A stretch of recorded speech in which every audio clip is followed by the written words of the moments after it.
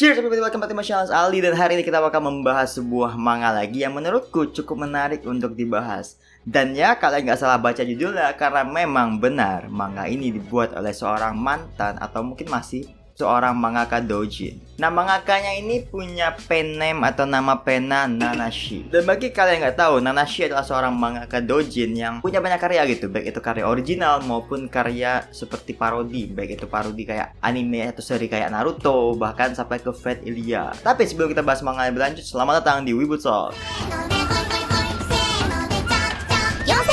Nah, Ijiranai de Nagatoro-san ini menceritakan kehidupan sehari-hari seorang main karakter kita yang disebut senpai. Sampai terakhir kali aku baca manganya itu sekitar chapter berapa ya, lupa aku. Tapi dah chapter terbarunya kita masih belum dikasih tahu nih siapa nama senpai ini. Intinya dia dipanggil senpai, dan ya dialah senpai. Nah, si senpai kita ini adalah seorang no-lab. Dia adalah orang yang introvert dan merasa susah, atau dia juga jarang bergaul dengan orang lain, apalagi cewek gitu kan, di SMA-nya. Suatu hari ketika si senpai ini pergi ke perpustakaan, dia melihat segerombolan JK. Nah, bagi kalian nggak tahu, JK ini adalah singkatan dari Josh Kosei atau cewek SMA. Tapi konteksnya JK ini lebih ke cewek SMA yang gaul gitu, yang suka main, suka ngumpul dan lain-lain. Jadi tahulah si senpai gitu kan, melihat segerombolan cewek-cewek yang kayak gitu, dia berusaha untuk tidak melakukan kontak dengan mereka, dengan ya diam-diam aja gitu, nggak buat masalah di perpustakaan itu. Tapi sialnya, dia nggak sengaja jatuhin tasnya, dan itu menarik perhatian para JK ini gitu. Dan mereka pun mendatangi si senpai dan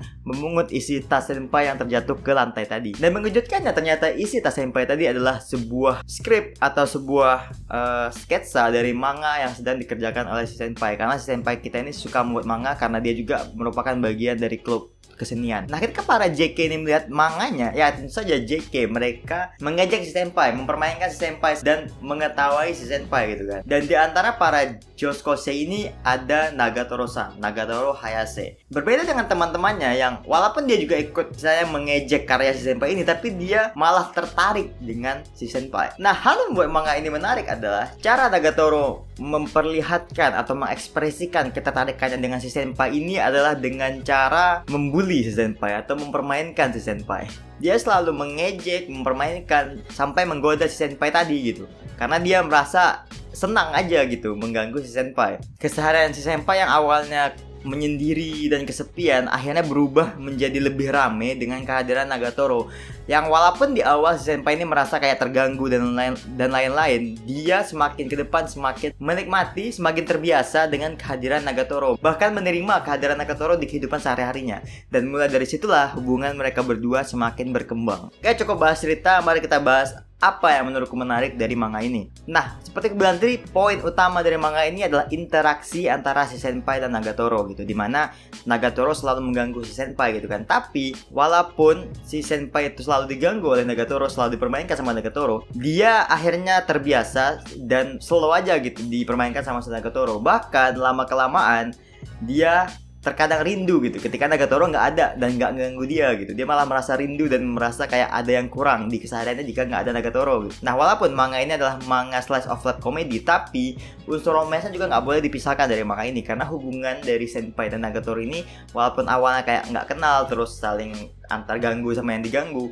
hubungan mereka semakin berlanjut sampai ke arah suka sama suka. Senpai merasakan banyak momen berharga, banyak momen baru bersama dengan Nagatoro yang nggak pernah dia rasakan sebelumnya gitu, ketika dia selalu menyendiri gitu kan. Nah, di sisi lain si Nagatoro ini walaupun terlihat seperti cewek gaul, sering nongkrong, sering main, banyak teman dan lain-lain, tapi jika ada cowok lain yang mencoba mendekati dia, dia malah nggak peduli sama cowok itu gitu, bahkan terlihat menjauhi gitu cowok-cowok lain selain si senpai gitu. Ini membuktikan bahwa dia hanya tertarik dengan si senpai. Dan walaupun si Nagatoro ini sering menggoda si senpai dengan hal-hal yang erotik, tapi ketika si senpainya membalas atau terjadi adegan yang fan service, dia malah malu-malu.